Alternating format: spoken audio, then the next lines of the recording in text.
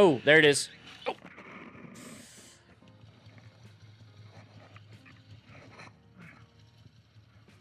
So this is where he recognized a hazard. So this is part of your search and react. So I'm coming up with my own search, evaluate, execute.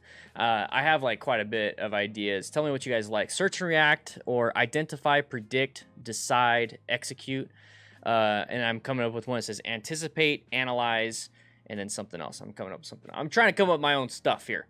Trying to come up with my own stuff. But this is the moment he saw and realized that this is a hazard. So his immediate reaction, instead of deceleration or applying progressive brake pressure, his first thing that he decided to do was do a rev bomb. He revved bombed this person. This person doesn't care. But this is the moment he sees the hazard. So when I talk about all the time hazard perception, so let me go ahead and go back a little bit. So right here, hazard perception. So right now I got a hazard here. I have a hazard here. I have a hazard here. I have no real escape path. I have bad line of sight. So we're starting to have issues here.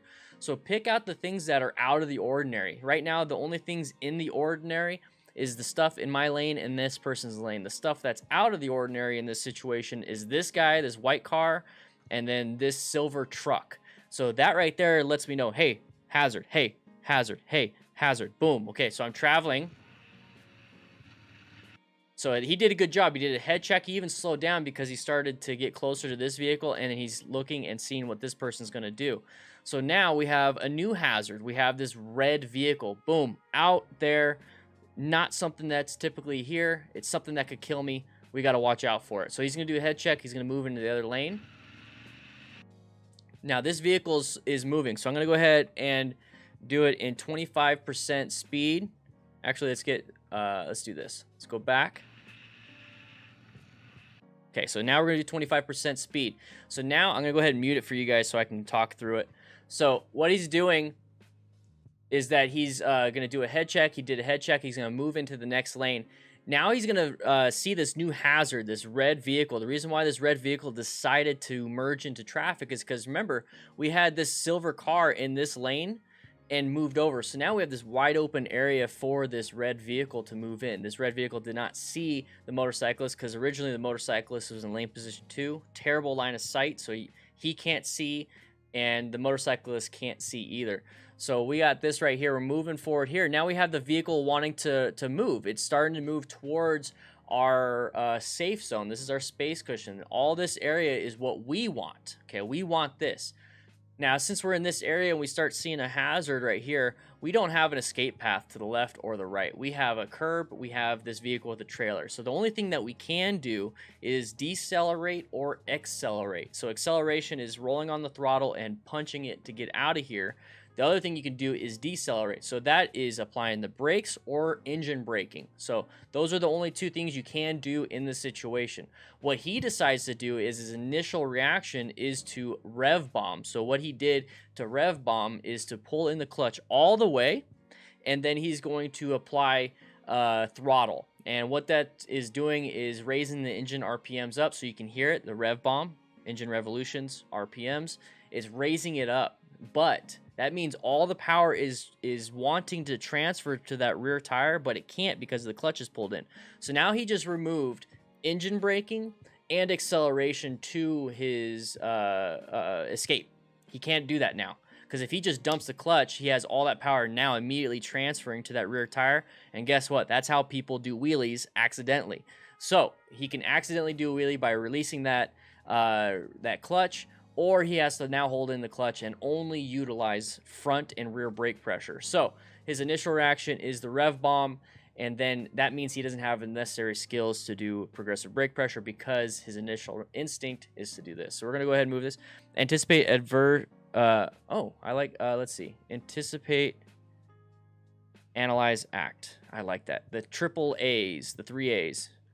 Anticipate, analyze, act. Love it. Love it. So with these bikes, and yes, Stickler, it's a Ducati. So since it's a Ducati, more than likely it's going to have really good front brakes. So just even a little bit of front brake is going to apply a lot of pressure. So if you smash that front brake, guess what? Immediately dump the bike. So right here, he recognized the hazard. He rev bombs it right here. That's not going to do anything. You're actually better off using your horn, and the horn's not going to do anything either, but you're better off using the horn because now you still have your clutch, you still have engine braking power, you still have all these different things. And AAA Insurance has joined the chat. That's a much better AAA. Yeah, boy. So now he's going to get to the point where he's like, okay, well, this hazard's not moving, so now I got to apply the brakes. So he's going to start to apply the brakes right about... There's the 2 fingers grabbing that brake. 2 fingers are grabbing that brake. Now, if we look at this, okay, we have to do our search, evaluate, execute as much and as quick as possible. When people say that they're in a crash or a close call or some type of crazy incident, they say time slows down. It felt like I analyzed this, I did this, I thought this, I thought this, I thought this, and it was all within a split second. That is training or lack of training. That is the natural human response. If you have a massive amount of training, your response will be that training. If you don't have training, your response will be probably this. Okay, so if you can, in this situation, have the training of knowing what your bike is capable of, swerving, braking, all that stuff, you can do a lot of things. So when we get to this situation, let's say you have proper training in the swerving and braking. Guess what? We have a parking lot we can swerve into. We could swerve and go into that. Now, this is an obstacle once you hit like a little bump right here, but guess what? If we have training in going over an obstacle, we can do that with a swerve. So I would swerve into this parking lot, and if it was going to come up to an object, I would lift my butt up, go over the object, and once I settle down and I'm able to stop in the parking lot, I'll start applying brake pressure.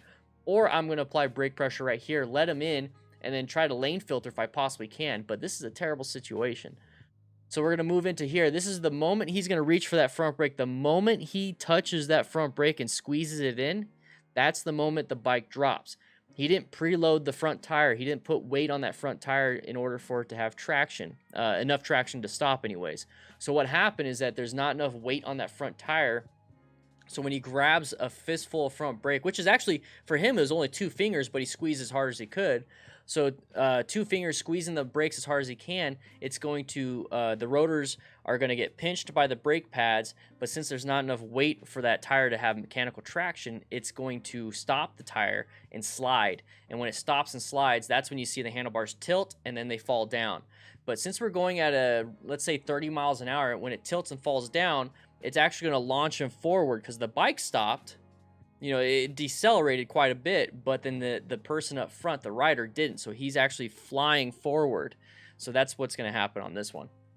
So right here, he applies the brakes, and then boom, there it is.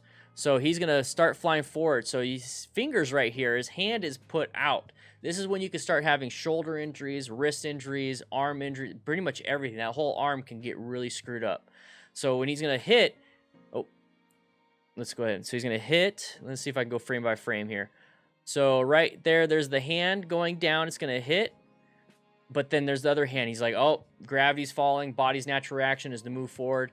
And then he's going to fall down and hit. So now he's going to have injuries to both arms, both extremities. And then his head's going to hit. So there's his leg right here. So it's face first. He's nose diving with his body. That very high mechanism of injury with that. So that's why you want to have a helmet, gloves, armor in your jacket and pants and boots and everything. So the shoulder armor will absorb some of this impact, but it can easily still be transferred to your clavicle, which is your collarbone, and that can snap. So he's going to hit and he's going to slide. So the bike kept sliding more, and he's not sliding as fast, but that's kind of what's happening. Joe Rocket jacket, good jackets, honestly. So he's going to get moving. He's going to get moving. That piece of the tail section fell off. That's something you could take off so you can have your passenger on there. But then when we get to this area right here, yeah, these are speed and strength rust and redemption jeans. These are the same jeans I have. And great jeans, guys, by the way. Very good jeans. So he has full gear. I think that if anything, the only thing he doesn't have is motorcycle shoes. But those shoes could quite possibly be, since he has speed and strength, those could be speed and strength motorcycle shoes. So, I mean, it's that clever where they almost look like normal shoes. So he's wearing full gear, and you notice how he's able to get up? Yeah. You're welcome, Dean. You are welcome. So he's going to pick up his Ducati in this situation, but those are very powerful front brakes, so that was very easy for him to do that. Oh, yeah, the jeans are amazing. I love the jeans. All right, so now we're going to move into the next one. I'm going to put the audio back on. Think of an orange in your hand. Go ahead and grab an orange if you have one, whatever. I want you to grab it and squeeze slowly to get that juice out. You don't just yank it and smash it, right? Same thing with the brakes. Pull it in slowly. Squeeze it slowly. 5, 4, 3, 2, 1. 5, 4, 3, 2, 1. 5, 4.